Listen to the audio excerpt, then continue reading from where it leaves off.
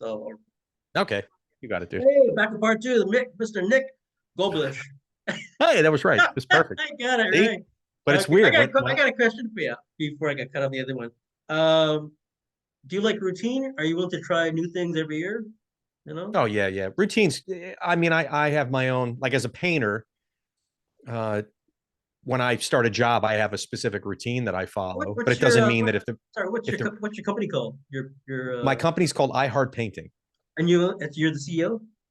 I'm I'm on the board. I'm the CEO. I'm the Oh, CFO. I'm the chief marketing officer. I'm the chief HR officer. Yes, I'm oh, everything. cool. Okay, cool. Yeah, how many guys No, you got working with you? no, it's just me. I Oh, just work. No, I just work for myself, Phil. I I see don't. the videos. You're covered in paint, so I figured you're like No, I don't. you do I those paint. manage people. I managed people and hired people for 20 years. I don't need to do that now. Because you do your video with the paint. You're all covered in paint there, so I figured you're Well, I all. always it's. I That's mean so that funny. my normal uniform is, and sometimes I wish I was like I would say to myself, you know what, I really should do a like I might do a video tonight because I'm wearing something different. I have some videos, excuse me, that I recorded on the job site today that I'm going to post, but every time I take a video, it's usually I mean I those are the clothes I wear every day. It's the Yeah, same stuff every day. yeah. Which is weird because I don't even know how to dress myself after work. I want to get my son to take me out and help me buy new clothes. But no, I don't. I'm glad it would be crazy for me. This year has been fairly challenging. I've been spoiled, been booked 4 or 5 months out the last few years, and this month I'm not even booked out the next 4 weeks, 4 or 5 weeks. So I would hate to have like a team of people. I know some other painting companies are struggling because I couldn't imagine having employees that I have to pay. Yeah, I mean, yeah. no, it's just I'm a just a sole entrepreneur, and You remind me of this movie on the first part one of our interview. What's the movie called? Love Happens. You ever see a movie called Love Happens with I've heard of it, Jennifer never saw it. Aniston? She plays a florist, and this guy comes to town doing these tours promoting his self help. He's doing his book, and the guy who's the actor guy. He played Two Face in Batman. What's his face?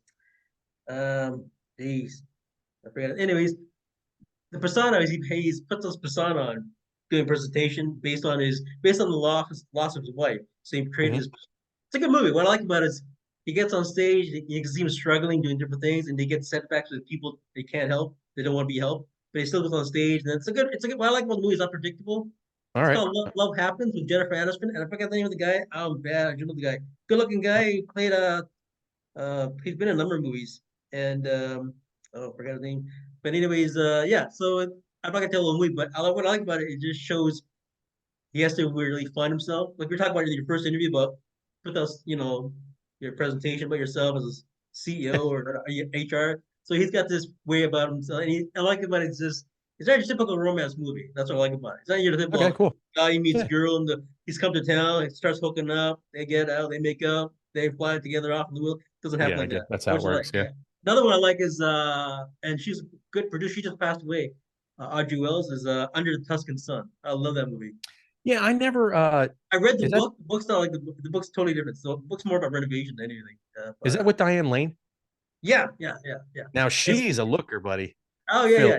she is ooh, She's beautiful. Yeah. Diane Lane. I Well, see every time I and see this one also it's not your typical romance movie. The whole movie's of her process of being divorced and finding herself in Mhm. Italy, living there, meeting all the locals, working with them, and just that's a good movie. I bought it. Yeah, I bought too long. My sister bought it for me. Thanks, man. Now yeah, finding one thing that really breaks my heart, Phil, if I can share it, is when I see someone who's lost. It really What hurts.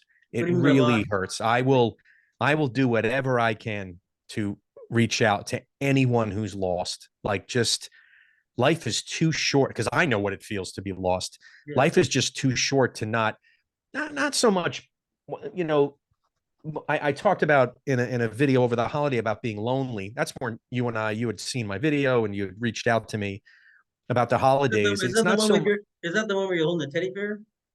no, no, I wasn't holding a teddy bear. I'm breaking your appearance. Now then I'm trying to figure, oh my God, yeah, maybe I did. Maybe I did. I don't know. So feeling lonely of not being heard, that people, Yeah. it's not so much I'm not someone that socializes with large groups. where I need a lot of people around me to feel like I belong. I know how it is to be lonely, but I also know how it is to be heard. And Yeah. you use this as well as I do to share our voices, and that helps us get our voice out there. But some people don't have that skill set, Yeah. and it's easy to kind of withdraw if we don't feel like we belong to anything. I think like words of encouragement make a big difference. I've seen that so many times, like in like for me, like people I met, just like for example, I met a guy at a gym. I went to it's all Italian gym, obviously one non-Italian there, like my old neighborhood, and it's this stout guy, overweight, was working out. He was struggling with the personal trainer. He's like sweating away. And these good-looking muscle guys, Italian guys, and I'm watching. I'm doing my. I'll keep myself. I'm watching these guys making fun of this stout guy, right? Just mocking him, making jokes about it because he's this big and he's working out. He's struggling to work out. So anyway, I saw him in the change room after it was over, man. And I said, you know what? I said, buddy, you're the hardest worker I saw today working out. I saw these guys making funny, and I know you noticed that, but you know what? You just carried on. I said, I went and shook his hand. I said, my name's Phil. Someone say, you know what? Never don't get discouraged. Nobody put you down. Forget those guys. You do what you have to do and take your time. But the Five, irony is, 5 years later, yeah, working downtown or at a money market business, and I'm in the line of a coffee shop. Guy taps me on the shoulder, right? He hey, said, cool, and I recognized him, right? Because he lost all his weight. He was all like yeah. physically fit. He said, "Remember me?" He said, back in the gym at uh, Fitness Connection. You shook my hand. I said, "Oh my God!" Oh shit! I said, "Holy shit, it's you!" Oh yeah. He said, "You know what? So tell you really you made a difference that day. I felt discouraged. These guys were making fun of me, and you just came in because I was more muscular back there, more fit." He said, "You look like this, and I look like this, and you talk to me." I said, "Real?" I said, "I don't look myself as a muscle guy being snotty. I look at you as a real guy. I don't care what you look like. I care what you look inside, right?" So he said it made a difference. So that just one word of encouragement can make a difference. And Yeah. when he does that, he now does personal training for other guys. Oh, that's Just awesome. Paying it yeah, forward. That's just great. one word, like you said, like the loneliness, people being alone or being left out. There's no need for that. We're all Yeah, but included. you know, it's great for him to be out there. How many Yeah, people are out there that go, nah, I don't even want to bother. And that no, guy and went and did it, I which told is me you're the hardest worker. You're sweating away, just doing your stuff, right? It's great. So and like I said, everybody like starts somewhere. Like, you gotta, you have to, you're right. That's right. And we forget where we started from. That's so important. We got to remember we humble ourselves to where we started from. Lower your nose, take out the tie, and remember where you started from because you were struggling back then. And people are making fun of you or looking at you like you're not going to make it and all. And here you yeah, are. I remember when I I was working, I was shoveling popcorn. The big job I had in college was I was an usher and a concession stand worker at a theater in college. And then that's the first job I got when I moved in with my in-laws in 2000. You're a popcorn usher. What's up? You're a popcorn usher. Oh, I guess, yeah. Dude, check this out. I remember I was pretty awesome at what I did because that year I started working at the end of 2000 was the year that The Grinch with Jim Carrey came out. Oh, cool, cool. And our theater, that was when movies are real, kind of movies were at their peak before they kind of downslid after Netflix kind of came around and Oh, yeah, Blockbuster yeah, disappeared. yeah, yeah. So every parent that would come in would get huge amounts of popcorn for their kids, and they always used to ask for extra butter, extra butter, extra butter. Now, if you know there's no butter in the butter that you put on your popcorn at a movie Well, it's theater. all, It's it's just all, it's it's all just fake. fat and oil and just it's gross and salt. It's not there's no butter in there, but it tastes good. But parents were just shoveling this, and the kids were shoveling it down their throat. And every showtime, one or two kids got sick, and Really, from the butter? they'd yak everywhere, dude, everywhere. And I was always the guy that I'm I'm for your listeners, right? This is the best advice I can give to anybody. If you get good at doing something that people don't want to do, you will be paid for it. That has helped me my entire career, my entire life for that matter. I worked at a movie theater. No one wanted to clean up puke. I got good at it because I spent a lot of it working in a fraternity house or living in a fraternity house. I had no problem with it, and I got good at it. Difficult customers come in the movie theater. I'll talk to them. Got good at it. Started in HR. Got real good at dealing with difficult people and conflict and situations. Got paid for it. Got good at it's unfortunate people don't want to get good at that, but downsizing, layoffs, all this stuff. People that don't want, because no one wants to do that. No one wakes up one day and goes, you know what? I'm going to lay off 100 people today. Yeah. No one does that, but I got paid a lot of money to do it. And now, ironically, as a house painter, the reason why I call my company I Heart Painting is because as I started painting and mentioned it to people, their first response was, "Oh, I hate painting. I hate painting. I'll never paint."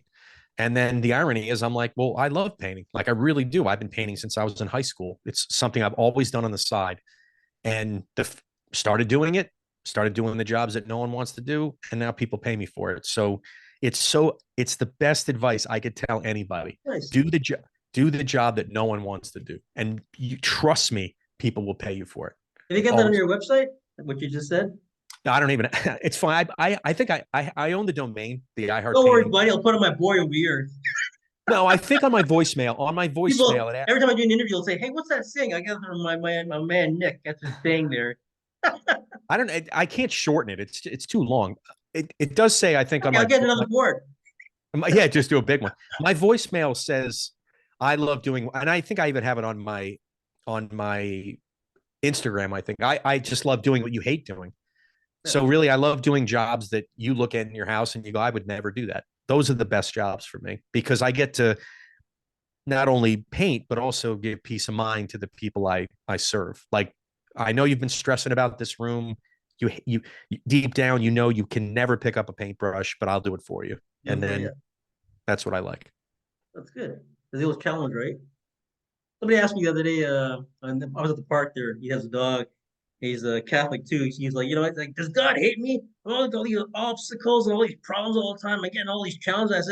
I said, there's an old saying in heaven among the angels. I said, with a wink. I said, you know what? God gives you what can handle the most. So life gives you what can handle the most. If you're routine, you'll stick to the routine. If you want a challenge, you'll get a challenge. Not what you want or expect is going to happen to come your way. Just deal with it because you can handle it, right?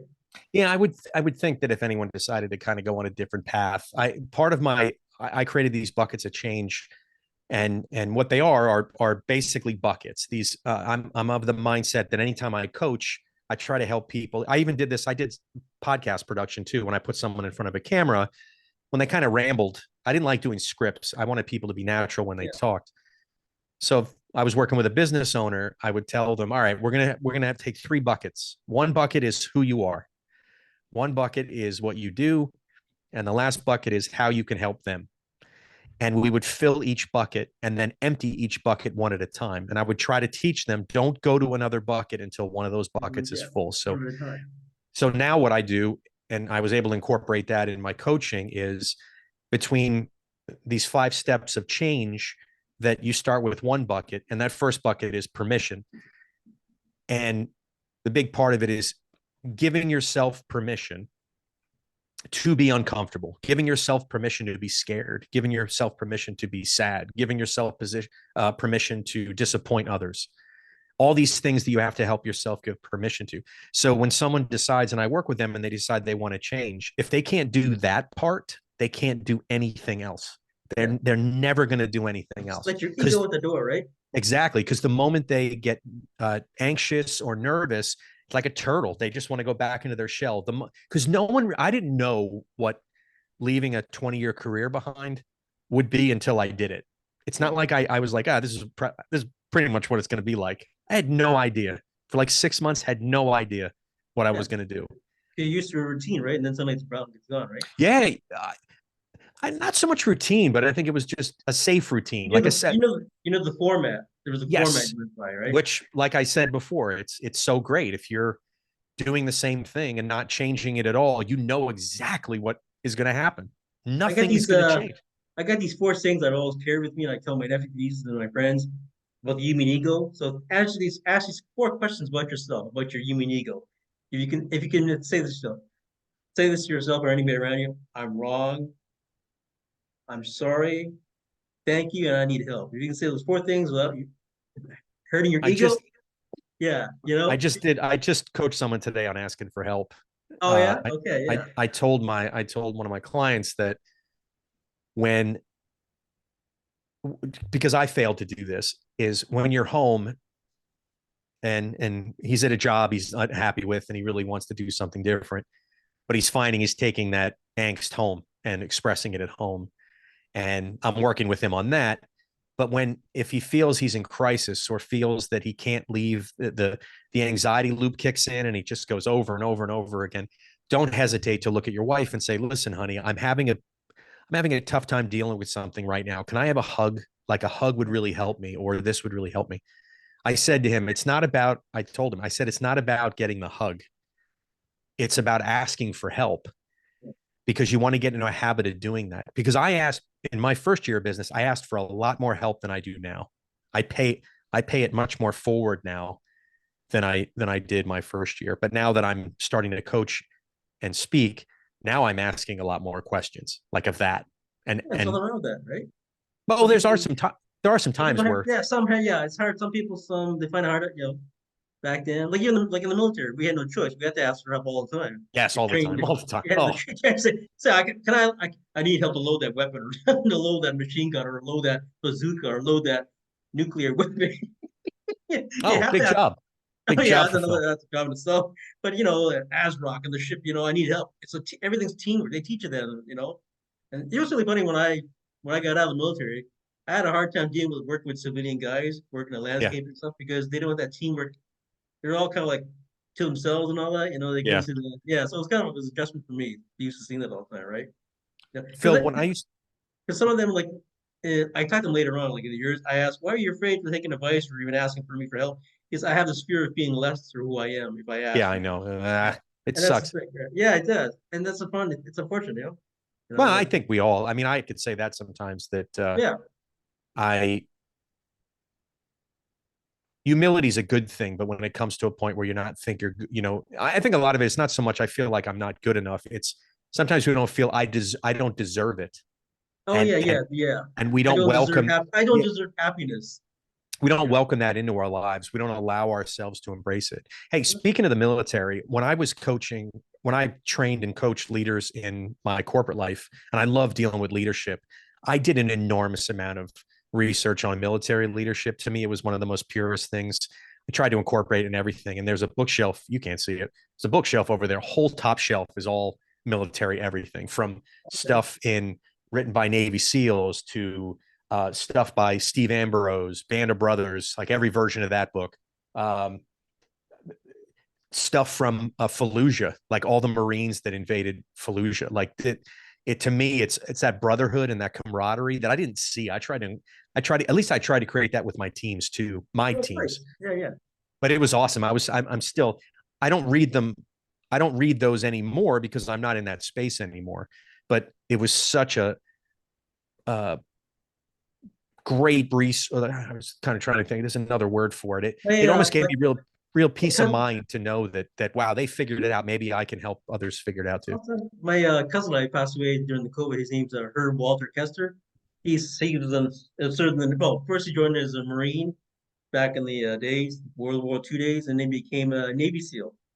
And he retired as a SEAL. He's been all over the states.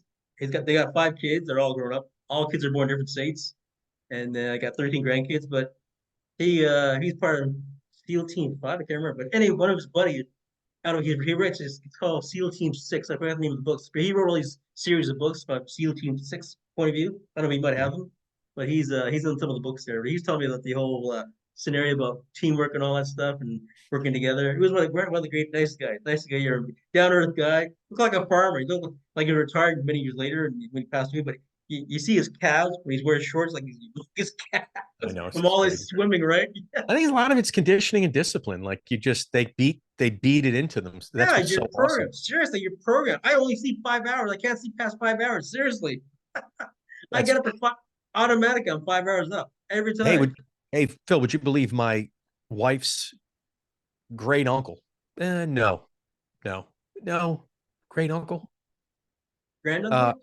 her grandmother's sister's husband was an original frogman in World War II. Oh, really? Wow. Wow. You have Like, pictures?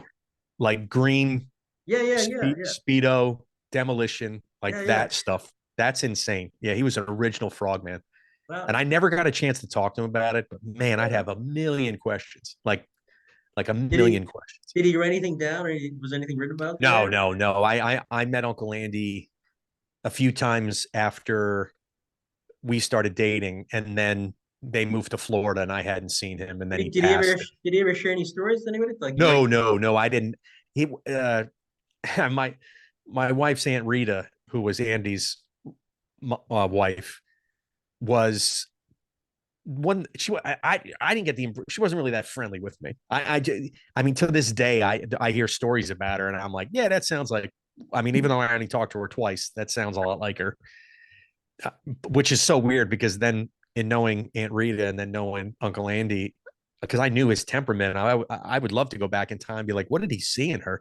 Like, what's that all about? that's so funny. So now it's more stories, but the one thing I really know, and that my mother-in-law's father served in the airborne, and but he went in afterwards. I think he was a replacement. Okay.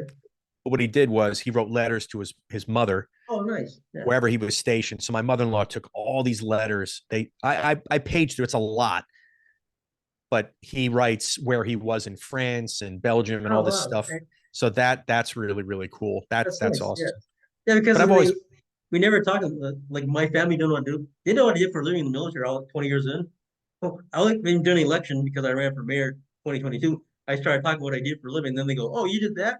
Because when I gave like the way they're not trying to be secret, but we come and just keep yourself. You know, you don't want to be with your family. You don't want to talk about work. You know, like mom, I loaded an ASRock nuclear weapon on a ship. yeah, I know. You Yeah, want yeah. to? How do you explain that to the type of people? You can't see certain things in the military. You can't explain to people because they have to be there. You know what I mean? Like they have to be in a No, I situation. agree. Yeah, It's like, why yeah. bother? So, Like, really, but why I was bother? now it's important doing videos. Like I just told you, sure that parachute story the other day. Some Yeah, of the very funny, cool. just some of them. Yeah, some of them were funny stories. Did you see the one about the apostrophe? Yeah, I saw that. That was even weird. Yeah, that's just funny scenarios. You know, like you look back how that was like, but the My time was father's got a story like that. My father tells this story where he was in the officers club and a four. I only remember like beats of it, like a four-star yeah. general walked in and all this stuff. It's funny because as you were talking about, you met a colonel. I'm Oh, the thinking, wait, colonel. this Yeah, sounds yeah. like, suddenly I'm like, wait, is this something that every military person spins No, but they because have because yeah, in the tradition in all military all around the world like us. Whenever you have guys during holidays that are on the base by themselves, they can't get to their families.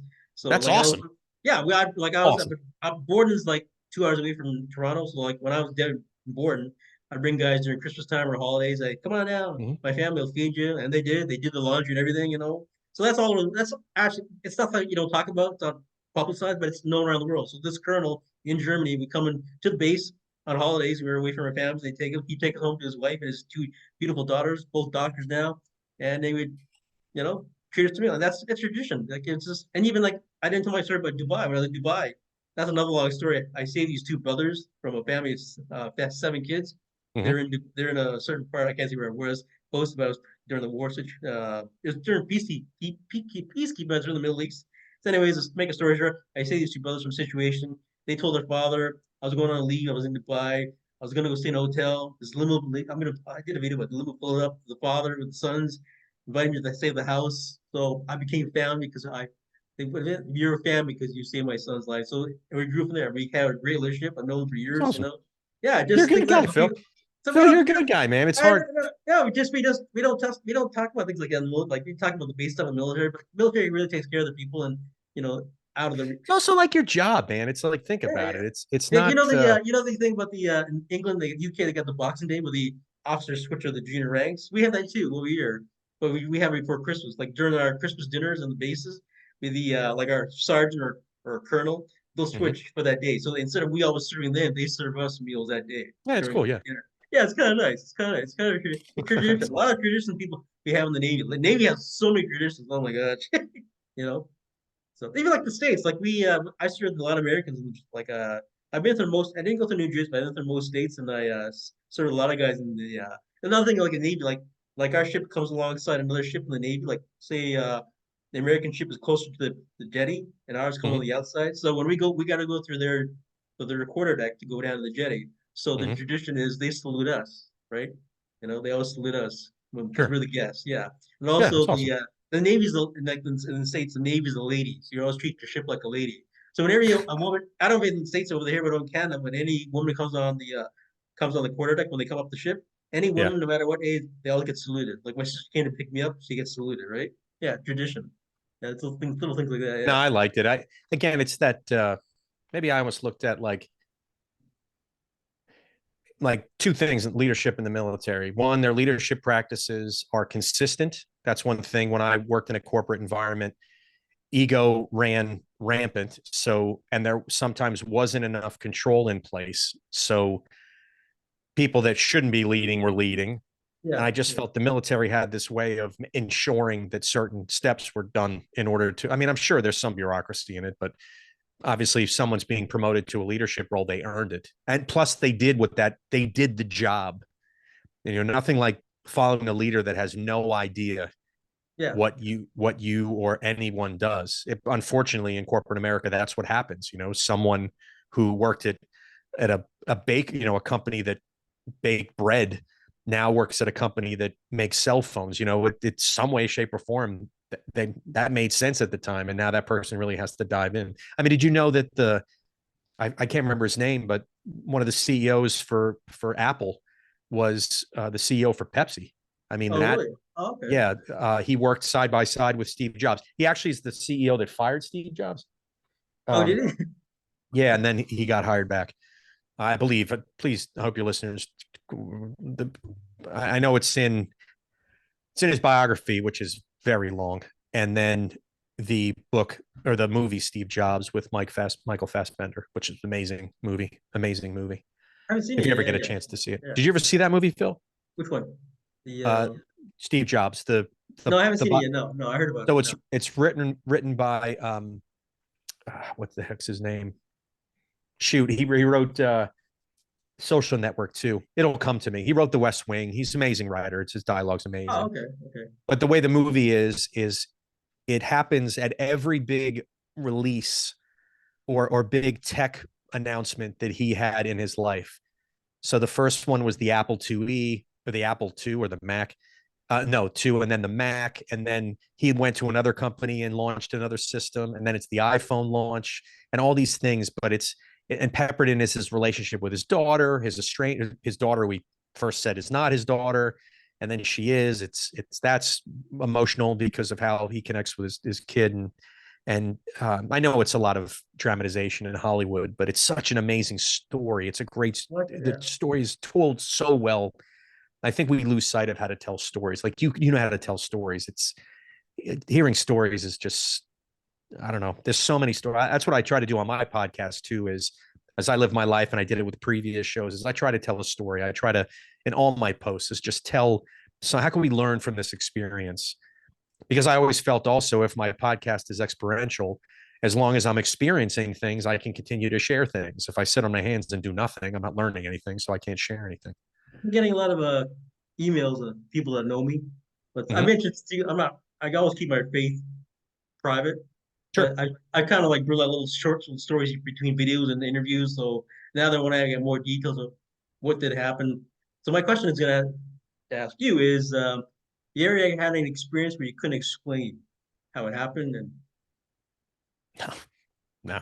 What you mean like an event that happened in my life? yeah, something that you said like, how did that happen, or like, I can't believe it happened to me, or like, I can't believe I just saw that, or because the mind is all trying to analyze, like, trying to say this is what figure out how that happened, but you can't. It's called mystery of the world. We leave out the I mystery. had one. No, I mean, I had one. The only time something happened was I was in high school and my hair was long. It was right after Point Break came out with Keanu Reeves and the late Patrick Swayze. Good actor, right? Yeah, Oh, God, gone way too soon. nicest But I'm guy. glad his Nice. movies are here. I'm glad his Yeah, he's movies such are a here. nice guy.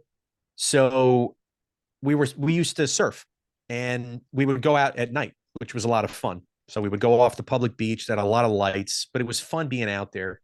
We would go out there where the iridescent algae would be out there and you kick your feet and it just glows.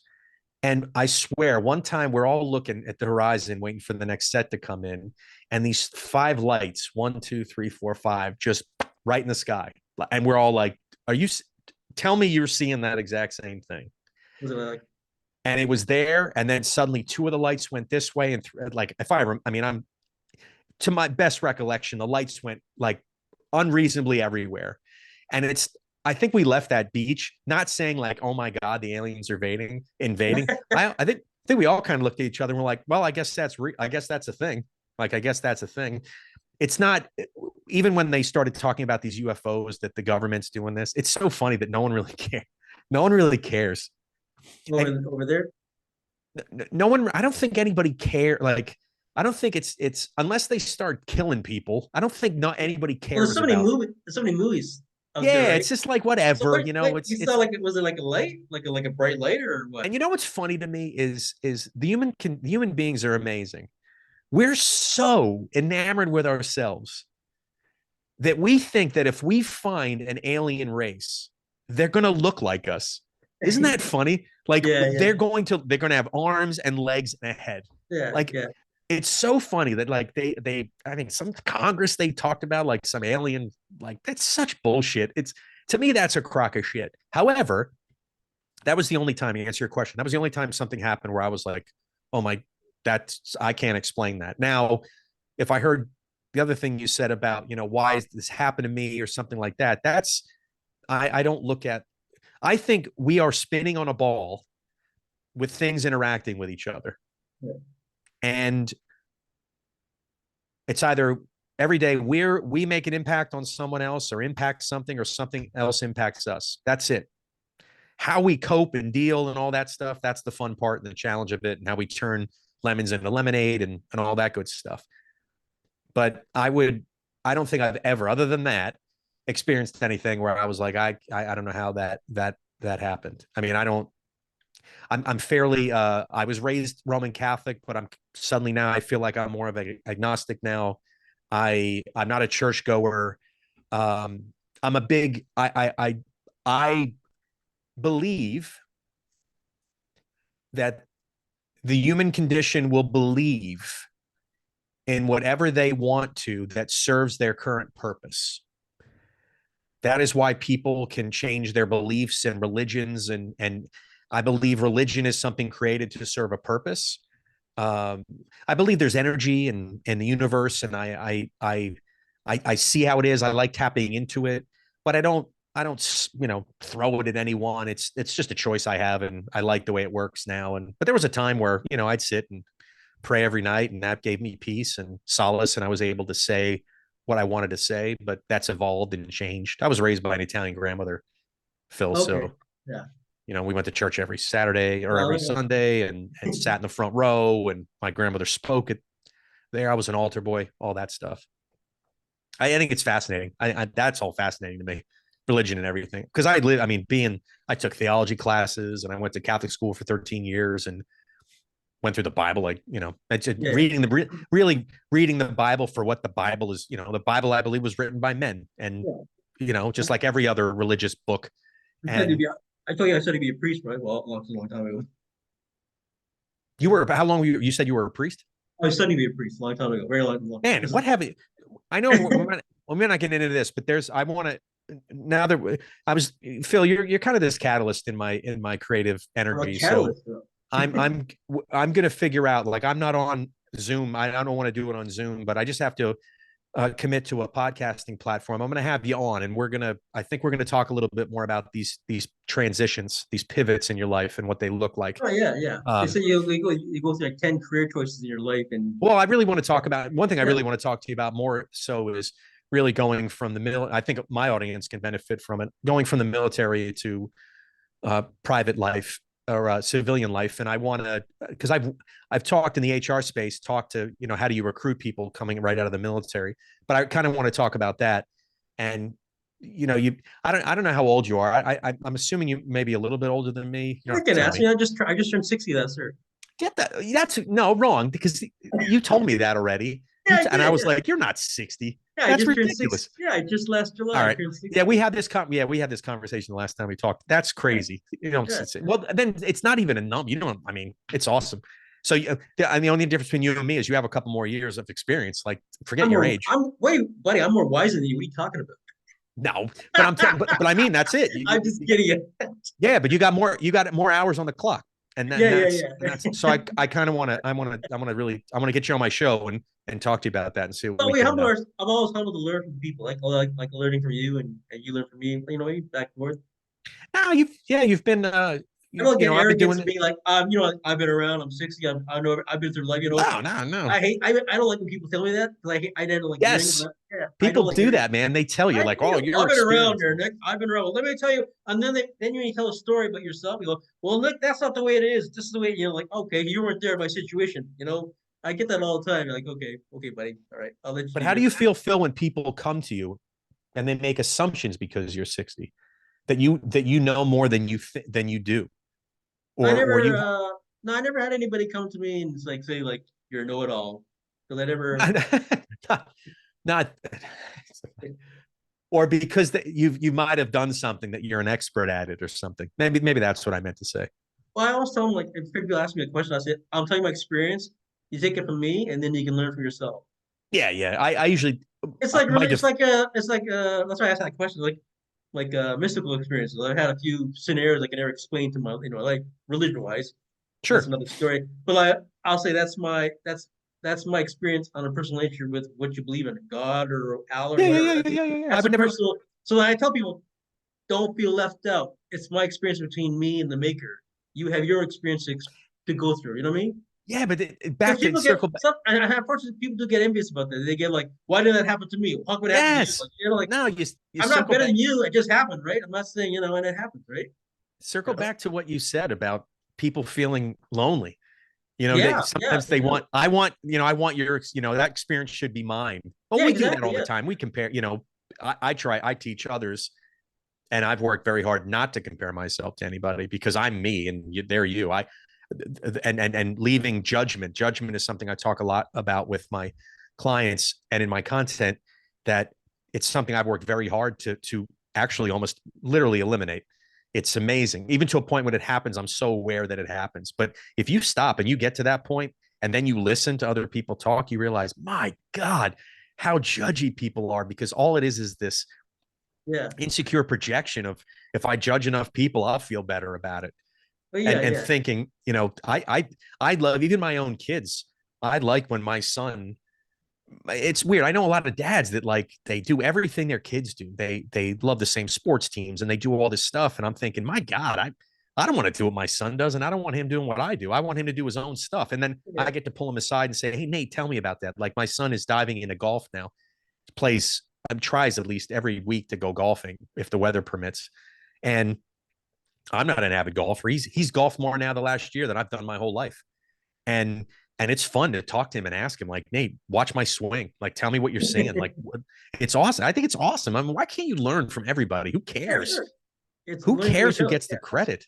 So you God, got so Nick, you got a minute and a half left. You want anything you want to promote yourself or in any well, way? you, for your listeners and your viewers, you can check out my podcast. That's probably the best thing to check out. It's called the Buckets of Change podcast. It's available on it's amazing because I Googled it the other day, on podcast players everywhere. Some of the ones, I don't even know how they got the feed. Yeah, And what I talk about on the show is a lot of tools and tips and stories of what change can look like if you really set your mind to it and make a commitment that I think I can find a path that might bring me a little bit more happiness and joy, so I can become more present with the people around me, because we really want to enjoy and be in the moment rather than having to worry about what hasn't happened or regret what already happened. So yeah. Less than 1 minute. I'm gonna put your websites on the link on the video. I'll send you cool. copies of the interviews, and it's Sure. great having. Nice to meet you again. Talking to yeah, yeah. You're funny, Phil. You You're know, funny. yeah. You're funny, dude. Thanks for reaching out and talking to me on the video there and being interviewed all there. And thanks for coming on the show. Hope you have You me got it. back. I look forward to Anytime. coming to your show. I look forward to Yeah, coming on your I'm gonna get you on yeah, mine. I got to get that yeah, it'd be situated. great. Yeah, nice to be interviewed the first time. Yeah, it's so cool. And thanks for dressing up like me. You're right. Anyways, thank you, Nick, so much. It's been an honor and a pleasure having you on my show. Really, You I got learned it, from dude. you. So I'll talk to you later, and I'll send you copies there. Anyway, so have a good weekend. Say You hi to your too. wife for me, I and will. go buy some flowers the way you So treat her. funny. You're waiting for that minute to go by. All right, Phil. All right. All right, have a good night.